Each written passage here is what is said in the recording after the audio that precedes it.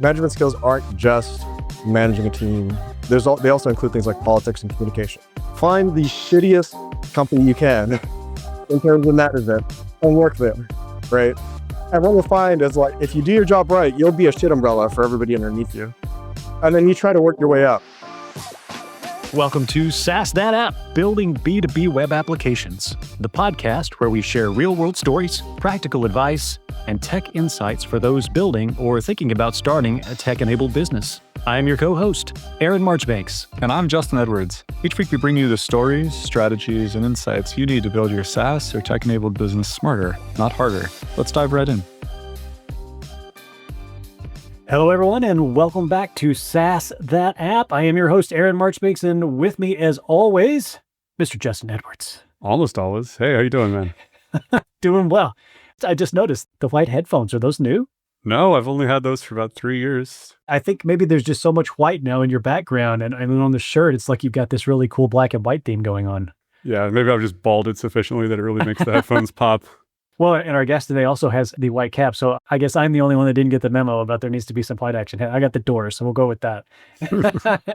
Well, with us today, we do have Rishi Ramraj, who is the CTO at Sling.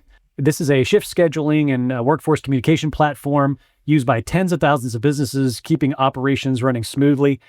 He comes to us with about 20 years of experience across all kinds of different systems, enterprise level, mobile platforms, tooling, large scale web applications. So just a whole mess of fun stuff, and is focused currently on kind of evolving this mission critical business to business platform and actively reducing technical debt, scaling systems that real businesses depend on every day. And so we're going to dive into a whole lot of that. Rishi, welcome to the show. Thanks, Aaron. Correction, former CTO of Sling. Okay, former CTO. Okay, I'm going to have to ask about that. Yeah, we actually sold the company several years ago. Okay, and Sling is still out there. Oh man, that opens up Still all out the there. post-acquisition chats. Now we can talk Yes, about it Now we can does. talk about exits. That's my favorite topic. So awesome. You've made Justin's day. Well, Rishi, just kind of jumping way back into your history, you know, your resume reads like a pretty traditional path that a lot of us take. You know, intern, web developer, consultant, senior developer, server administrator, you know, and then all the way up here to the CTO. So going all the way back, tell us a little bit about how you got involved in technology. What got you to where you're at? Yeah, for sure. I was actually, there's a bit of a secret history of the internet here. Okay. I was a demo scener back in the day, back in high school. Okay. So I don't know if you all remember the demo scene, but the demo scene came out of the IRC botnet wars, where a bunch of those hackers would create demos instead of like, you know, modding Diablo to give you memory hacks and stuff like that. And that's kind of where I joined in. And that was in high school a while ago. And I wrote a whole bunch of OpenGL apps and discovered very quickly that I was terrible at designing games, which was what I was originally trying to do. But I was great with physics and implementing code. So I just took that at all throughout high school and university. By the time I got to university, I had an article published in Game Programming Gems, I think it was 5, on simulating the physics of grass and leaves and whatnot. And that sort of brought me through all my internships in university. I went to University of Waterloo doing just 3D graphics. But then I also discovered that, like, not a fan of the desktop software world. So my focus shifted again. And the discovery was along the lines of like, I wanted to know how my impact was actually making money. And it's difficult to measure if you're doing like 3D rendering and whatnot. So the stuff that I enjoyed working on the most, I actually did some work on Maya and did a lot of the technical debt work on Maya at one point. So then after that, let's see, I went into SaaS, I guess, worked at a number of companies and then just scaled up, like you said. At one point, I was working at a DNS company. I attempted several startups along the way. So I sort of knew inherently at the start that like the point of this was going to be a startup of some sort. And back in my demo scening days, I actually ran into ANNs. So like the way that I chose my university career was pretty interesting. I force ranked all of the curriculums of all of the courses that I was interested in taking by whether or not they offered AI. And the two that came up tops were like U of T had a software engineering degree that had an AI component, and systems design engineering at U Waterloo had an AI component, but it was also the rest of engineering. So I felt that doing a computer science degree was redundant because I had already learned a lot of computer science up to that point. And then so I studied AI in university. And the thing that I learned about AI was pretty simple. If you don't have data and you can't train it, it's not worth anything to sell. That sounds familiar. So I was like, well, I'm not going to make money selling AI because it's a hard sale. I might make money using AI, but I didn't expect it to be like nearly like 20 years later. Mm-hmm. But the other thing I learned in that process was like, if you are a AI vendor, you're competing with all the other AI vendors. Whereas if you're an AI user, you're just reaping the benefits of that competition. So that's sort of like catching it with my career today. It's kind of interesting to see it to see it happen. Yeah, after that, I joined Sling. Sling was a remote company, and I was a remote employee when it was novel for all of several months before the pandemic hit. I remember while I was at Sling, I got promoted to CTO. Cool.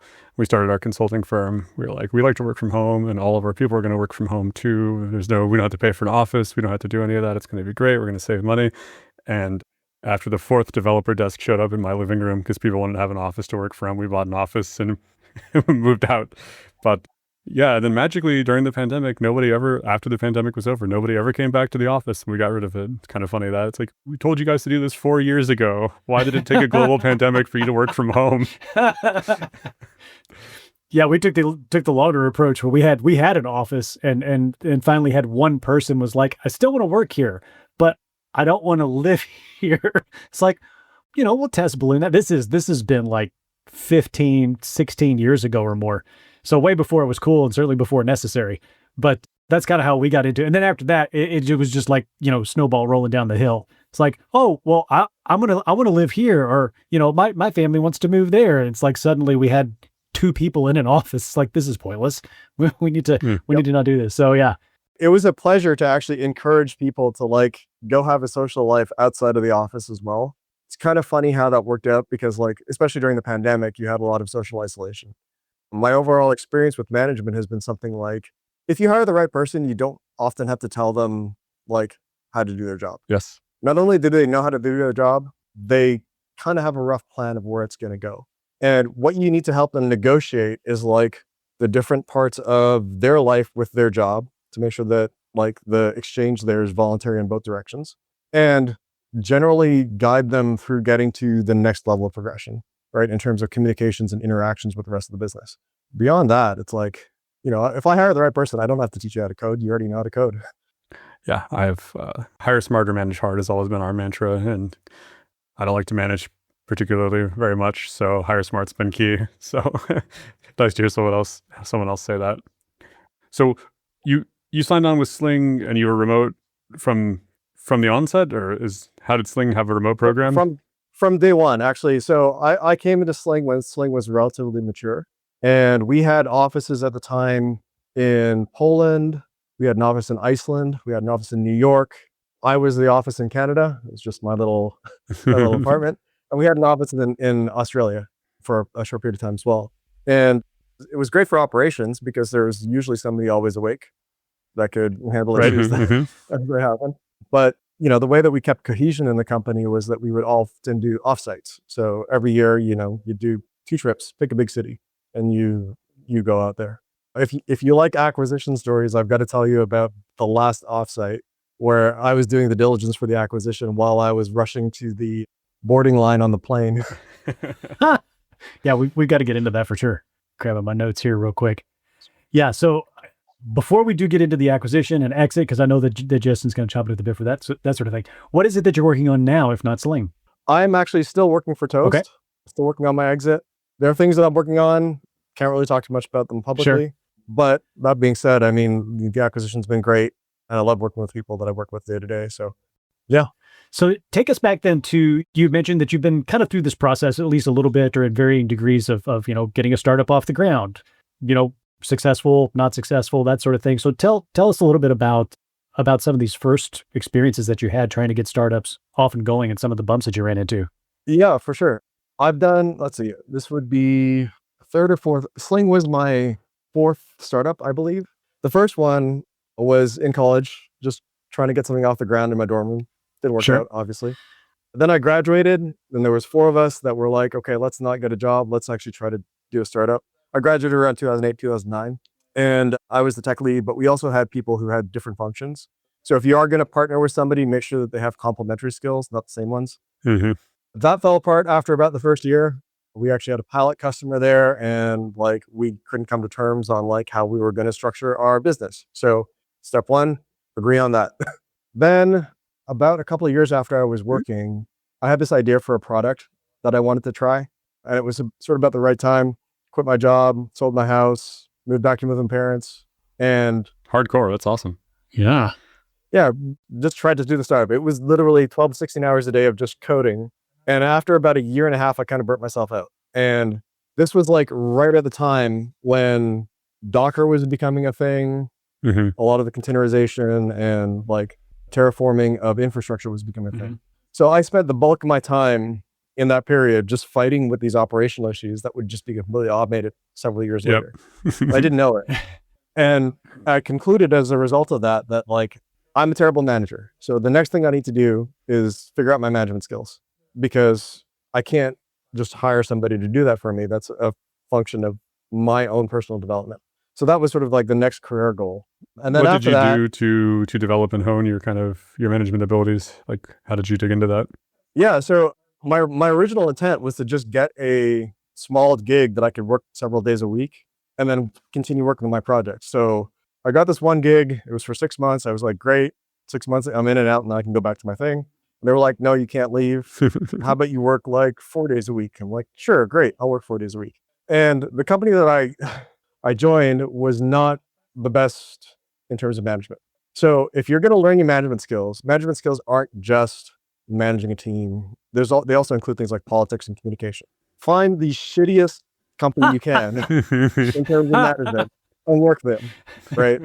And what you'll find is like, if you do your job right, you'll be a shit umbrella for everybody underneath you. And then you try to work your way up. So the way that this particular company worked was like, every time there was an issue, they would start at the top and then work their way down the org tree to figure out who to blame. So my strategy there was pretty simple. It was like, okay, well, you can blame me. Anything you want, take your pick. As long as I get to the work and I get the credit for it, you can blame me. And every time things were going, issues would happen, I would get in front of it and make sure I communicated with everybody so that they at least knew something might happen. And I told them, if it did happen, call me, we'll figure it out. Yeah. I became a relatively popular manager to work under, and I got a bunch of teams underneath me, and things went pretty well.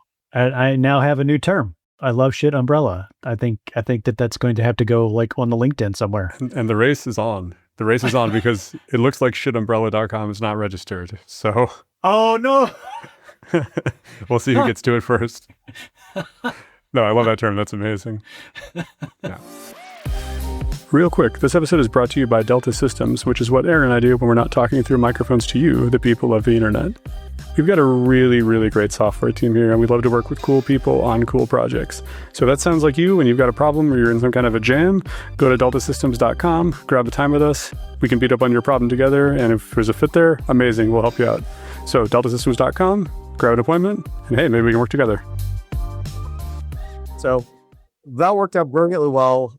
Gave me a lot of really good political skills, because to survive in a situation like that, you have to know how to deflect blame and whatnot. And basically, I just took the Jesus route, which is like, all of your sins are mine, and I'll help you figure it out.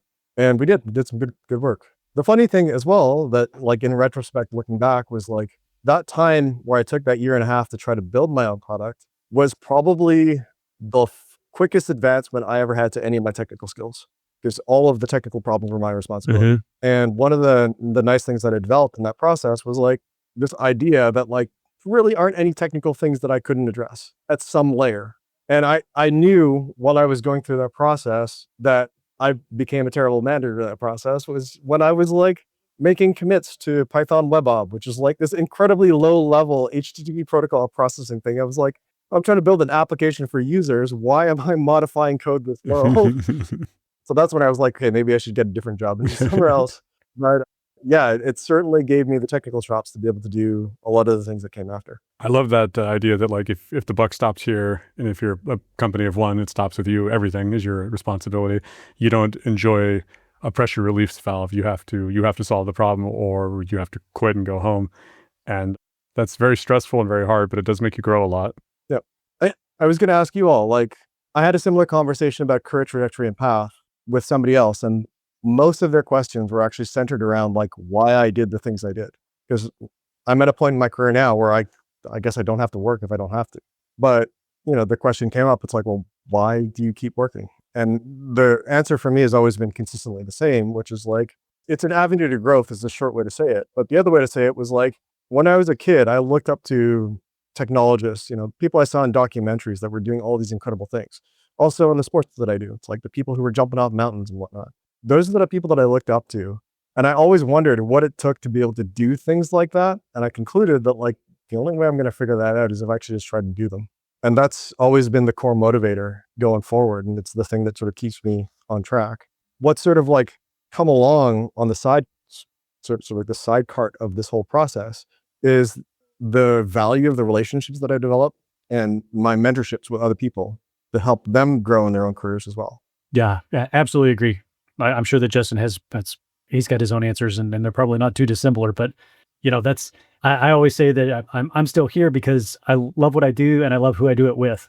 I'm a product of, an old school generation of, there's loyalty to the company or a company person. I've worked in this organization now for over 20 years, which, in this day and age is like unheard of. Actually, people always are raising their eyebrows. They're like, what are you still doing there? It's like, I like what I do and I like who I do it with. And if I'm going to spend the majority of my time in a situation where I need to, earn money or whatever, those are the things that I want to do.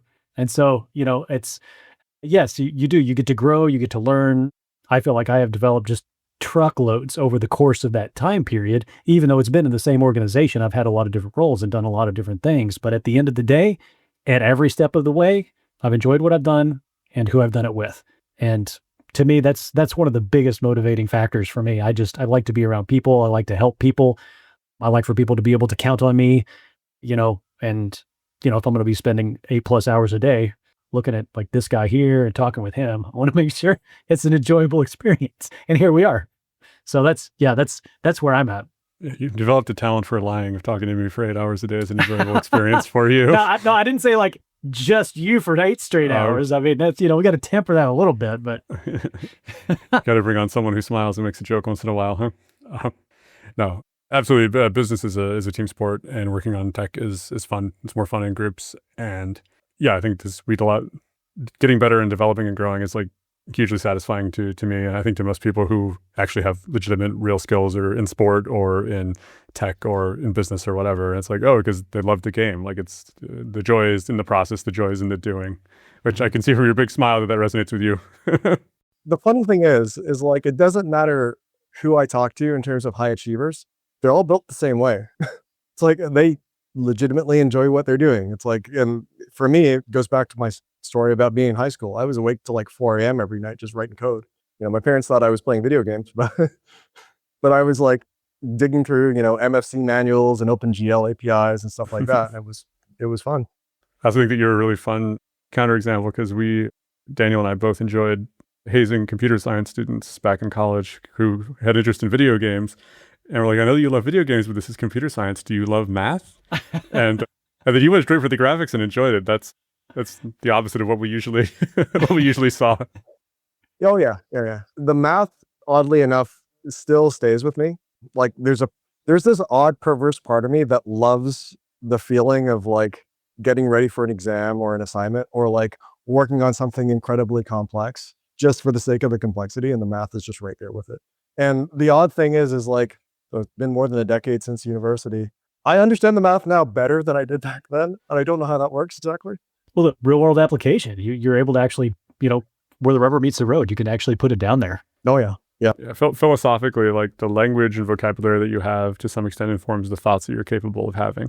And when you understand these mathematical concepts, you find analogs all day, every day in life. And it's like, this is like an eigenvector. The number of times I'm like, we're just optimizing on this line or like you see that stuff pop out and it's like, because I know the foundations, I have this metaphor that's really apt and helpful in the kinds of thoughts that I can have. So I love math. And I think we learn it not because it's important to know how to do math, but it makes us smarter and gives us these kinds of like building blocks for vocabulary. So anyway. Yep. Amazing. So I have a question that I'm not really sure how to ask, so I'm just going to ask it. What do you do when you're like the CTO of a really big company that has teams across like the entire globe. Like what is your day-to-day job? Oh, that's actually a good question. Actually, before I jumped on the podcast, one of the things I was doing was going through a lot of the people who I felt mentored me. And like Ray Dalio is actually at the top of the list. So I was actually physically typing out all my principles. One of my principles for management on the CTO side, at least for the scale of organizations that I specialize in, is you protect the revenue stream as priority one, you support your people as priority two, and then you create competitive advantages as priority three. Right? It's like in order, right? So any threats to the revenue stream, priority one. Anything that could disrupt the workflow, the work environment, priority two. And then priority three is competitive advantages, right? Addressing that tech debt, making sure that you can scale up as you grow, that sort of thing. Do you think that changes substantially if you get a lot smaller? Substantially, no, but the distribution of that work will change. So what I mean by that is like, I guess, sort of to explain the verticals that I specialize in. Actually, I'll grab the whiteboard right now. This is useful. Get your This is books, awesome. Aaron. We're going That's to right. school. Yes. All right. So I'm sure there's a good portion of your audience that's read Jeffrey Moore, Crossing the Chasm. Okay. Technology adoption lifecycle, percent of market, and then typically this is called TAM, I think, in the product space, but this is basically your total market. It's a Gaussian curve for most businesses. But in tech, there's a chasm. Not just tech, but it gets pronounced the most in tech. It looks something like this. All right. So remember, this is adoption across the market. Here's your startup. Most companies fail to even make it to this point. At this point, you got revenue, right? That's sort of like the biggest milestone. I don't think I'll ever do another startup that isn't already generating revenue. Just way too hard. I'm not built for it. Mm-hmm. Then you scale up. This is all technical debt right here, right? So like you've got a small handful of customers, you're tailoring your product specifically to meet those needs, and you're growing. The problem that Jeffrey points out in his book is that the people who live here and buy your product are very different in terms of their values than the people who live here. The people who live here are looking for a competitive advantage. The people who live here are looking for a standard solution. So I usually come in somewhere here-ish and then try to get you here. And usually here-ish somewhere is your exit. And the way that this plays out in the technology is that you get sort of two things when it comes to the technical side of the technical debt you've incurred because you've been trying to service a whole bunch of very different individual clients that are forming this portion of the curve. Mm-hmm. So you've got to get that all straightened out so that it is maintainable. And then the second part of that is scaling it to a larger scale, right? So when I took over as CTO of Sling, the scaling portion, and also the technical debt portion were things that I had to address. And then eventually, if your product scales, works well for a large group of people, you get to this portion of the market, right? The closer you get to this side, the more risk you're taking, so the more your reward. But also, the closer you get to this side, the more responsibilities you've got, and the more of a generalist you have to be. Does that make sense? Makes a ton of sense. You're looking at... Cool. We work with a lot of people who have teams. Get rid of the whiteboard here. We work with a lot of people who have teams of 2 and 3 and 5 people, and then we work with people who have teams of 70 and 80 and 100 people. And yeah, I'm always impressed by how general small company founders are. They're just... I told this a couple times on the podcast, but I was in a great conference talk and had someone ask a question of the presenter saying, what do you call someone who can like write the product and do the marketing and just listed off a whole myriad of things, like knows the finances? And it's like, yeah, founder. You call that person founder. No one else can do it. So exactly. Yeah. The other thing that happened while I was CTO, right as we're addressing all of the technical debt that, sort of inherited as I like on the role, was COVID. Mm. And so part of my job was to make a recommended strategy for our CEO. And so like my hypothesis going into COVID was pretty simple. It's like, this will probably be a catalyst for inflation. So my responsibility to the business was to try to keep our headcount static as we grew, right? Which is sort of the challenge of being in that particular situation, because the company's trying to grow and grow and grow, and you're going to hit bottleneck after bottleneck, and you've got to grow past it without having to hire teams into these verticals to keep you alive. That's why it's such a fun technical challenge to actually go through that process.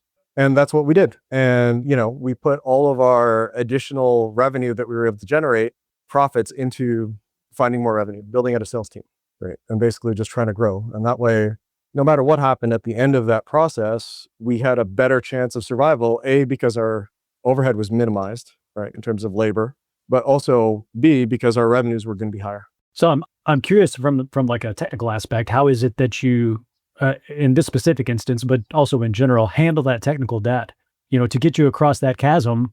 There's any number of pitfalls that you could fall into. It's like, I want to add more features. I want to future proof this thing. I want to rewrite the whole shebang. I want a different front end. I want more people. So how did you, in this particular case, but then again in general, handle the technical debt portion once you get to that jumping off point? Yeah, I think the two answers that come to mind are that the general answer is like, you hire the right people for one. I think ultimately, like, the thing that impacts the long term of your success as an executive is your ability to hire correctly and fire quickly. But secondly, we were lucky. In general, I'd rather be lucky than effective. And in this case, we were very lucky because my prior job dealt a lot with databases, and Postgres in particular. So I had the experience. There's a bit of there's a story. Got onboarded as CTO, and basically it was in-field promotion. It's like, here you go, you got to fix this. And I had to diagnose the problem. From my cursory look at the code base, like, the previous engineers thought that the major bottlenecks were in the code because that's where the bulk of their experience was. So there were a lot of like optimizations in the code for things that really didn't matter. And the things that were bottlenecks were actually more on the database side. So, well, step one, I was like, okay, after dealing with a lot of, potential increase in IOPS and whatnot, and then trying to play with resources, it's like, let's upgrade the database and let's see what happens. So coincidentally, that coincided with a trip that I had where I was taking a road trip from Guadalajara to Belize. I had my laptop, I was writing code while we were driving on the road, and I wrote a process that allowed us to basically, without any downtime, upgrade major versions of the database. One of the nice side effects of that is that it repacked all of the tuples and all of the indexes in the database. And all of a sudden, we had all of this capacity, and we're like, where did this come from? Coincidentally, one of the best hires I ever made got boarded at the same time. So me and him went down this journey of like figuring out the operations for this specific database. And we nailed it. And it still scales very well today. So we reviewed all of our internal operational procedures, made sure we had the correct processes in place for everything. And it ends up that we didn't have to go out and hire a huge operational team to keep our system online. That's excellent. So optimization is the first stop, basically. And like, there's things that you don't know. So go do some research. And modern era, you've got ChatGPT or whatever AI you choose, ask it questions. Measure first, right? Premature optimization being the root of all evil. Right. Yes, as my father-in-law always said, I've cut this board 3 times and it's still too short. Yeah, feel like... Yeah, the biggest performance increase your program will ever experience is going from non-working to working. Yep. Love that. So talk to me now about, you're addressing the technical debt. I know that you said that there was an exit point that was just on the other side, but talk to me now about the other side of that chasm. So you got your sales team, or you're gearing towards sales. You stabilize or at least address the technical debt. However, you made your way across the chasm. Now you're kind of ready to go. You're going to add fuel to the fire. What happens there? Yeah, I mean, a lot of it was, the bulk of it up to the exit was actually a lot of just technical debt improvements. But then beyond the initial optimization, I knew that my objective was to keep the headcount static, right? Like, because now that I've seen, the rubber hit the road in this case, where we avoided having to hire 5 people to maintain the operations because we could do it ourselves, I just extrapolated. So there was a time where like half of my month was just one-on-ones. And I was training people and coaching people to adopt the highest level of responsibility for their position that they could. And we had like juniors submitting performance optimizations to the clients, right? So just teaching and training as quickly as I could. Yeah. And at the end of it, we were just firing on all fours, producing, not only new systems, but like almost completely new products for potential shift into different verticals, stuff like that. Cool. Very cool. Yeah. And is Sling the one and only place that you've done that entire spectrum of things? Or is that something that you have duplicated in other places, or have you just like jumped in and out at various points in other organizations? I've done it piecemeal for various organizations. Okay. So one useful thing, and that's, if you're in an internship and you have the luxury of switching employers, do it, because you're going to learn stuff as you switch positions, and you're going to get different parts of the whole picture. obviously I didn't do much of the leadership stuff while I was an intern, but at different companies, I've done different portions of that curve as we grow. You're going to see the same sort of growth chart as you release, for example, a new product within the same company. It's going to have similar requirements. Yeah. And you kind of have to know, not know, but there's an element to leadership that you kind of learn not just from the tech, but from doing extracurricular activities like my sports and whatnot are a great catalyst for learning those leadership skills. And the process is just like I described in terms of like training somebody. It's like, I'm going to teach you to be a scuba diver. Well, there's a difference between somebody who has like one dive and somebody who's got 100. Yeah, there is. Right. and you can make that go faster, right? The 20 years doing the same thing over and over again is just 1 year of experience repeated 20 times, right? So it takes skill to learn how to be able to take somebody who's got, very little experience at doing something, boiling down the steps so that there are distinct cues that they can look at as they go from step to step, and then giving them the leeway to try things that are risky, but make sure that it doesn't hurt them, right? So if you're scuba diving, getting hurt means like getting hurt scuba diving. But if you're in the office and you're writing code, getting hurt might mean, getting chewed out in front of everybody by an executive, or, you giving something to somebody who's too junior, who doesn't have like the clout in the company to be able to defend their decisions against criticism. So you have to measure, engage, and allow people to progress.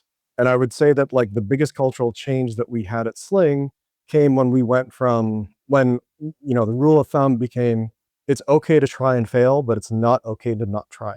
And then once we got past that hurdle, everybody was just like submitting performance optimizations and everybody was seeing their own personal growth. And we were tracking it like month to month. Here's what you did here. And here's where the outcomes led. That's groovy.